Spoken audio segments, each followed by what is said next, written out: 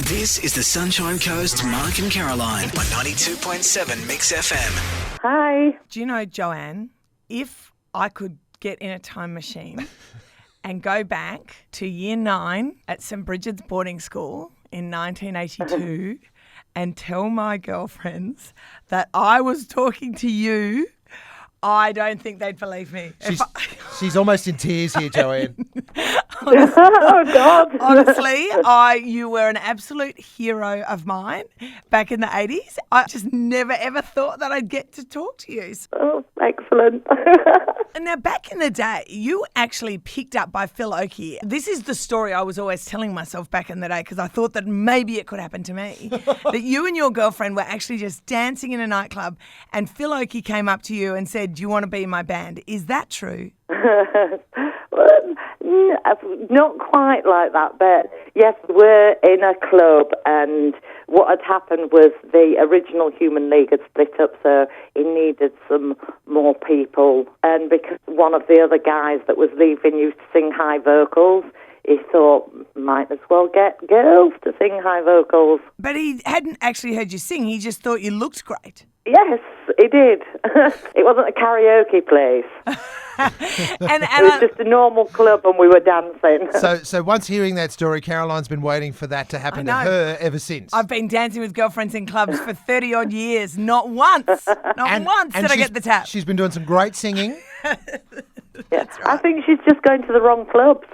Maybe. And I love the story too because you were pretty young, weren't you? Like 17, 18?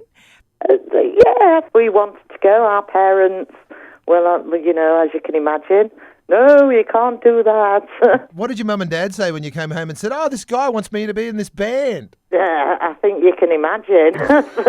It was very, no, that sort of thing doesn't happen. It was quite unusual back then. I think they just thought it was some dodgy bloke, going, "Oh, yes, well, we know what these sort of people want." Yeah, I'm sure if Caroline's daughters came home and said the same story, she would not be endorsing the fairy tale. That's right. No, exactly.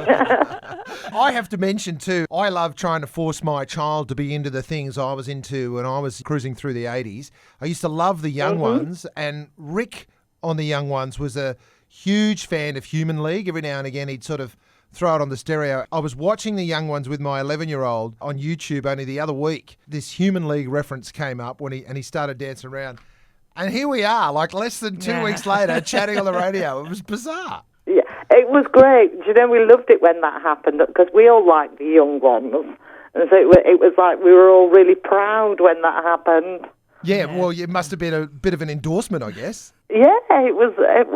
I mean, it was such a cool show. I know it was completely bonkers, but it's like, I know he did get the album sleeve and sort of throw it on the floor, but that was what the show was all about, wasn't it? Like a hippie student house. And so tell me, out of all these gigs you've done, are you happy the crowds want to go home at like 9:30? Is that right?